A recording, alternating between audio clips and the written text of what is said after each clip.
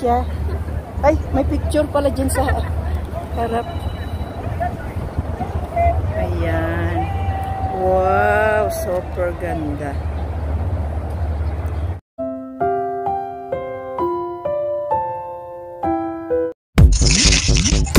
Hi guys, kumusta na kayo everyone? Good morning.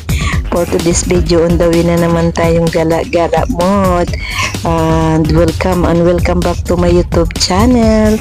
For today's video, kikwento na naman ako sa inyo. Dito naman ako mangungulit guys. Dahil tayo ay di-off na naman, of course, gagala tayo, diba? Ikutin na naman natin ang Hong Kong. Ayan guys, nakita nyo dito guys, galing tayo sa Saiwan Ho. Ayan diba, going to Central. Ayan. Dahil ang buhay ng abroad at buhay naming mga OFW pag ay aming di-off dito sa Hong Kong, ay malaya po kami kahit saan kami makarating. Ikaw lang ang masawa kung saan yung gusto mong pumunta. Kaya kayo na gustong mag-abroad sa edad na 23 years old, tara, punta na kayo dito sa Hong Kong para isa na rin kayong makapag-enjoy. Kasi kami, pag di-off namin, makarating kami kahit saan, tulad ng Macau, China, gusto nyo pa Korea, o Singapore, o Taiwan, or Japan. Kung mayroon lang naman kayong budget, pwede kayo makapag-travel from Hong Kong. Kasi guys, mayroon pang mahaba yung di-off minsan, like yung tawag nito, yung kanilang Chinese New Year. Mayroong 5 days kaming di-off na tuloy-tuloy. So kung yun yung gusto nyong gumala, edi mag-ipon muna kayo para pagdating ng Chinese New Year, naka-ready na kayong gumala. O diba, mag-explore, mag-travel. Kaya kami guys, nakarating na rin ako China, nakarating na rin ako sa Macau, ilang beses, 3 times actually gusto ko pang bumalik sa China uli, kasi hindi po namin naikot dahil nga yung oras ay makitid. Kasi kung ako, pwede akong matulog in 1 day sa China, pero ako lang mag-isa, wala akong kasama kasi yung lahat ko namang makasama ay hindi sila pwede. So ako naman, malaya ako sa amo ko, anytime na magpaalam lang ako dahil wala akong alaga na bata, 2 lang silang mag-asawa. Ayan, nagbukod na yung mga alaga at may mga work na. So ayan guys, nakita nyo yung building. Ayan, napakalaki yan, super laki. O yung kita mo, mataas, tapos malaki pa mula yan sa baba guys, nasa taas kasi kami dumaan. Ayan, diba, super ganda yung mga building dito sa Hong Kong. At higit sa lahat, ayan guys, hindi traffic, mabilis yung biyahe dito, lalo na yung train. Alam mo yung 30 minutes na by bus, sa train ay 5 minutes lang, imagine mo. Pero sa Pilipinas, ewan ko kung bakit ganun kabagal yung train. Parang hindi siya train kasi ang bagal, parang pagong.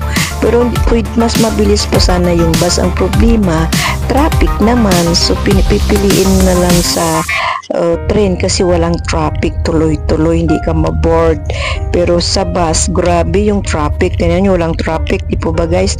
Tuloy-tuloy yung biyahe. Kung gusto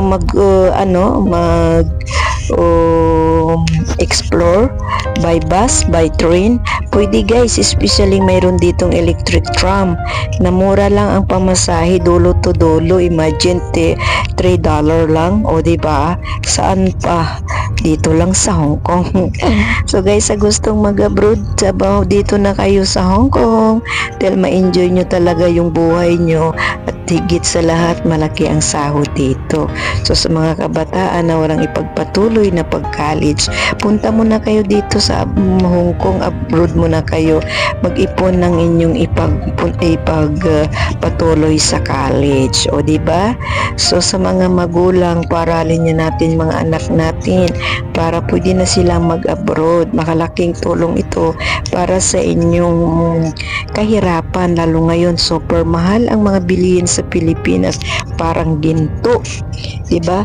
Tapos ang kaperangkot lang ang sahod sa Pilipinas, tapos yung bilihin, oh my God, nakakaawa lang talaga yung mga tao diyan na maliit lang yung sahod. Tapos may mag-upa pa, kuryente pa, tubig. Kawawa talaga. So maging isang kahig, isang tuka na lang sila. So kung mayroon namang kakayanan na kaya ng mga kabataan na mag-abroad, mga magulang, ipa-abroad nyo ng mga anak nyo.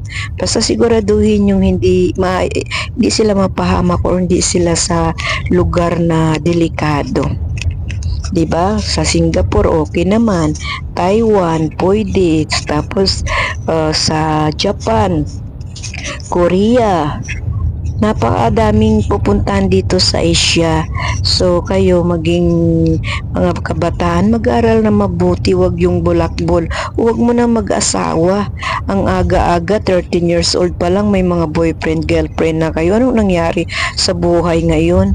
Na hindi iniisip nyo puro karangyaan sa buhay o kaya kalandi at char. Sorry.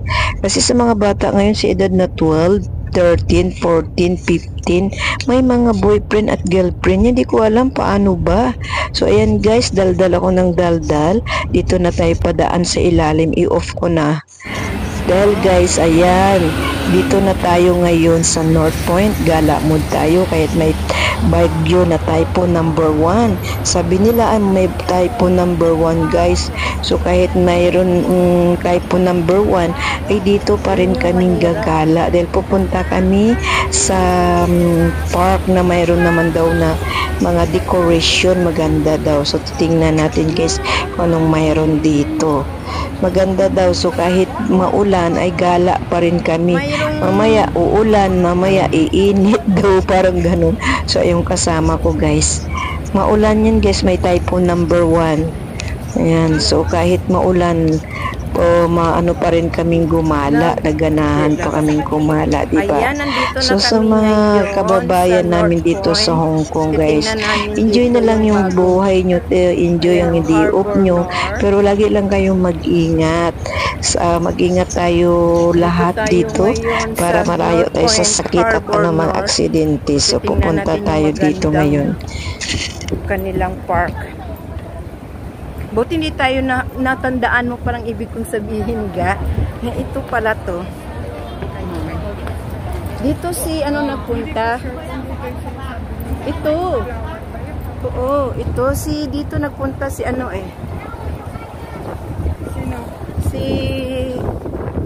Sino ba yun? Dito gang Ay, malawak pala. Ayun. Dito. Oo. Ayan, dito tayo ga. Ilagay ko na sa stick yung ko. Ayan, nandito kami ngayon ng friend ko. Nagala-gala. Diyan kami sa loob. Ayan na, North Point Community Hall. Nandito tayo ngayon sa park nila.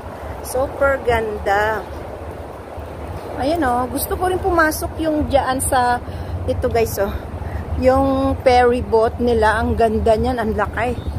And guys, nandito tayo ngayon sa sleeper. At damit, punta ka doon, papicturan kita, tapos yung ulo mo lang na makita. Hala? Ang cute. O diba? So guys, dito tayo ngayon. Ayan. Dito tayo ngayon sa Harbor North Point. Ayan, may decoration na naman silang flower. Ito guys, napakaganda. Ayan. Ayan, so iikot natin. Ang dami natin ditong mga kababayan. Super ganda. Ayan. Mamaya tapos magpicturean kaming dalawa ng friend ko. Ayan Ikot ko muna. Rose Fantasia, ang ganda. Super ganda. Marami dito nagpa-picture. Ayan Super. Ayan Uy, marami din dito nagliparan ng mga flowers. Ayan, super. Ga, mamaya ga, magpa-picture tayo.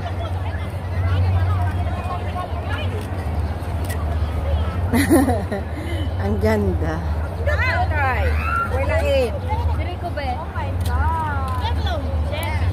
Oh, wow. Ayan. Sorry, wait a minute. Ay, patay ng pama. Diyos ko, Lord. Nagulat ako. Ayan. So, ayan, mag-picture muna.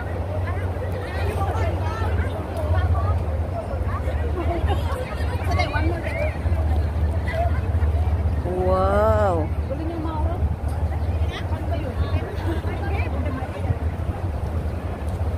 Nagiga talaga siya. Hindi yung sa likod mo. Nagiga talaga siya. Ay, may picture pala dyan sa harap. Ayan guys, enjoy talaga ang ating mga kababayan. So hanggang dito na lang ang ating vlog. Thank you for watching and God bless. See you my next vlog. Bye for now guys.